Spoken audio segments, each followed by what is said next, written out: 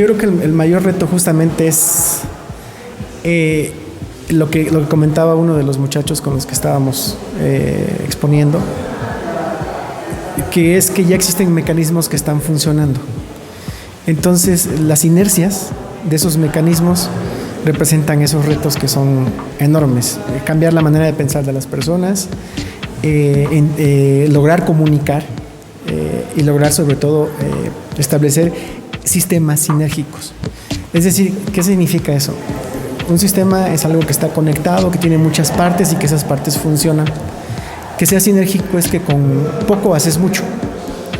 Entonces, cuando conectas sistemáticamente cosas que con pocos elementos haces más, es cuando obtienes mayores beneficios de lo que estás haciendo. Entonces, ese es el reto.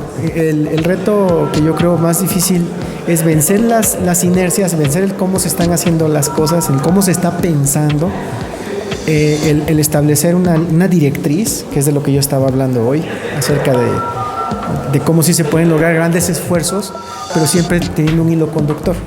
En este caso, de lo que yo expuse hoy es la ética, pero hay otros casos en los que puede ser la ingeniería, en los que puede ser el tiempo y el presupuesto, por ejemplo, en el caso de la ingeniería de software.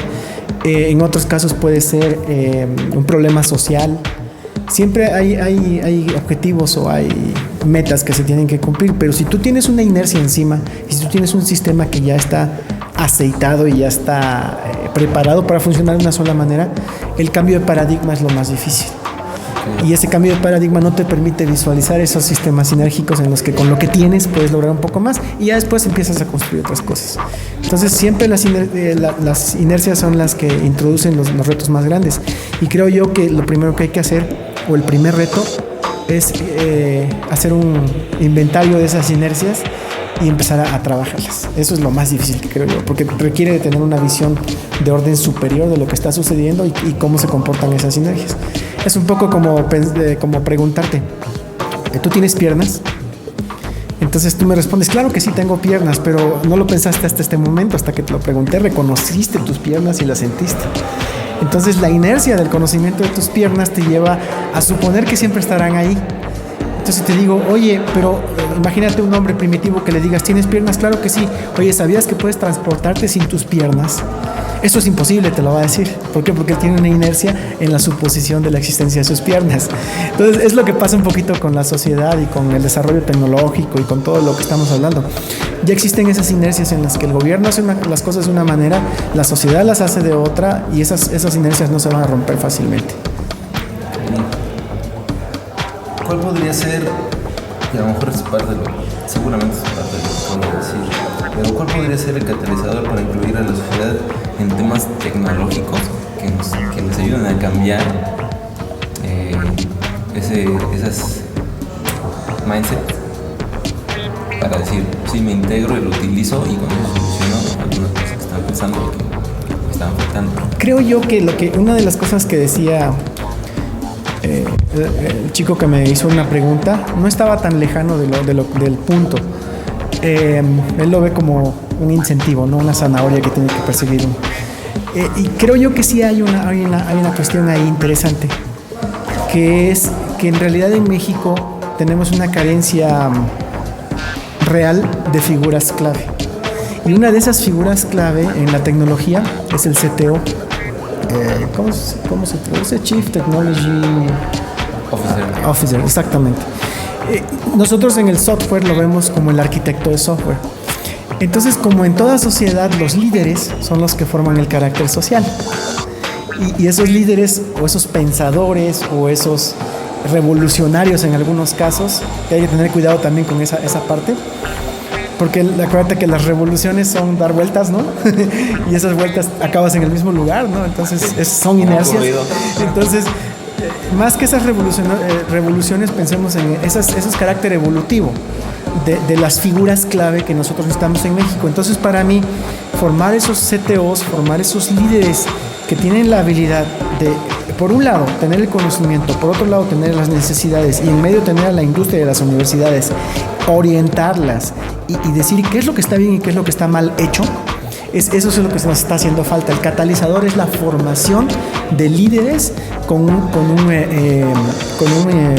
perfil híbrido de conocimientos, con un altísimo nivel de formación y de trabajo, y con mucha conciencia de lo que está pasando en todos lados, del atraso tecnológico que estamos sufriendo en América Latina, en este país en particular, pero a la vez del potencial creativo, por ejemplo, de la rigidez de las instituciones educativas, que es muy difícil de abatir, y de las condiciones tan severas que la industria exige, por ejemplo, el desarrollo tecnológico.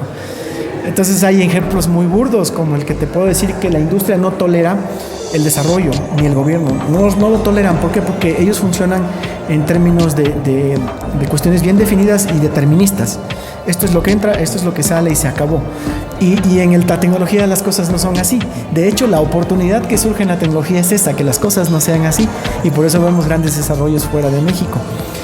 Yo siempre he dicho que hay una analogía muy importante, o más bien hay un ejemplo muy importante, que es cuál es el punto en el que vamos a estar seguros de que íbamos bien. Y siempre le pongo el ejemplo a los grupos de desarrollo, que es cuando tú llegues a tu casa y al bajarle la palanca a la taza del baño, esa agua se esté reciclando a través de un sistema tecnológico hecho en México. Ese es el día o en el que tu pasta de dientes y tu cepillo de dientes y la aplicación con la que llevas el control de la salud de tu familia estén totalmente hechas aquí, estén soportadas aquí y tengan un tiempo de vida saludable como tecnología. Ese es el día en el que se cumplió el objetivo, y esa creación de líderes y de CTOs y de facilitadores como Noé, como la gente que está trabajando aquí muy duro en esa parte, de estar convenciendo a los demás de que esas figuras se tienen que formar. Entonces yo creo que todavía falta un poco, ¿no? Y ese es el catalizador. Ahora, la relación de las ciencias sociales y humanidades con la tecnología,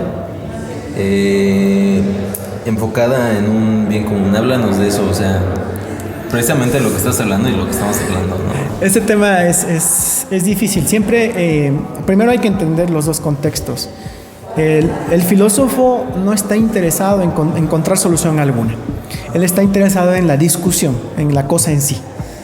Entonces, eso es bueno porque permite el ejercicio de su profesión o de su pasión, pero es malo porque no extiende nunca los brazos para vincularse con el resto del conocimiento. Y eso está pasando todos los días. Es innegable, sobre todo en las instituciones educativas.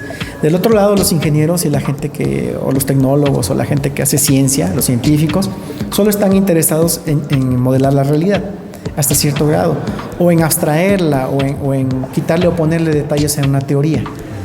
Es un poco también como lo que están haciendo la gente del área de humanidades. A final de cuentas, lo que nos interesa es construir un modelo y que ese modelo se pueda discutir o que pueda funcionar en uno u otro caso. Y yo pienso que eso es una enorme pérdida de tiempo en función de cómo estamos viviendo las cosas en la realidad en la que estamos. La realidad en la que estamos es apremiante. Entonces, esa premura a lo que nos lleva es a ya entender que tenemos que empezar a dialogar en términos de lo que nosotros llamamos, y esa es la ventaja que tenemos la gente del área de tecnología, lo que es lo fundacional. Lo fundacional es algo que instituyes y que va a ser, que tiene un carácter y que va a generar muchos productos, mucha tecnología, mucha usabilidad, muchos usuarios, eso es lo que nosotros llamamos lo fundacional, los foundations. Y esa es la gran diferencia entre lo que hace el sector de las áreas de humanidades y el sector de las áreas de ingenierías y ciencia. A nosotros lo que nos hace mucha falta es justamente lo que yo decía, ¿no? La pérdida del piso y cómo recuperarlo. Eso es lo que las humanidades tienen parcialmente resuelto. Entonces, ¿por qué no tender ese puente y empezar a conversar? Y por eso decía yo que nosotros atacamos el problema de cómo entender, por ejemplo, la ética de los datos desde el punto de vista de la ingeniería. Es decir, hacemos metaingeniería, una ingeniería sobre la ingeniería que estamos haciendo, pero lo hacemos a través de la filosofía. ¿Y eso qué significa? Tú tienes una caja vacía en donde vas a poner la ética que te va a funcionar para modelar un sistema a través de un proceso de ingeniería. Y esa ética es parte del sistema, no está disasociada.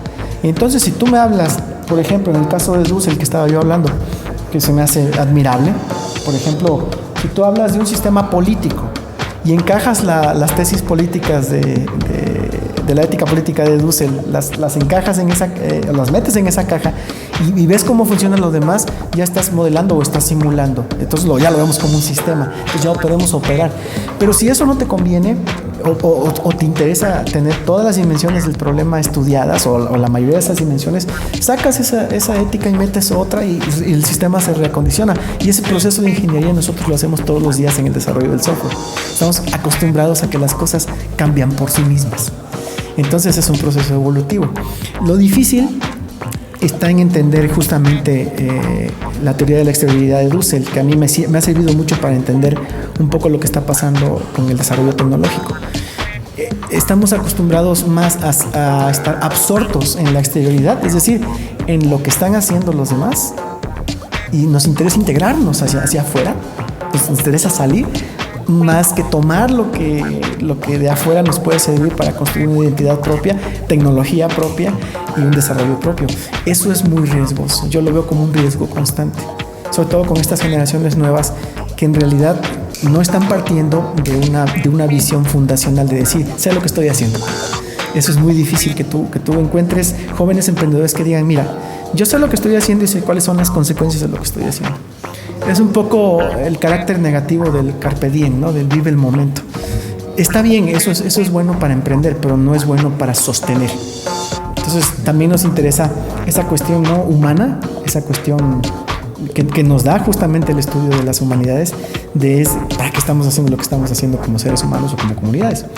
Por eso es que introducimos ese tema, justamente en este tema de los datos abiertos. Se puede introducir inclusive a nivel teórico en otros modelos que son inclusive para cuestiones más sociales o cuestiones más económicas o políticas. Pero en principio se me antoja mucho para empezar a mostrarle a los desarrolladores, a los emprendedores y a la gente que hace tecnología y ciencia que sí realmente es necesario un fundamento, una base, un piso bien cimentado sobre el cual construir herramientas. O sea, si no, no tiene sentido.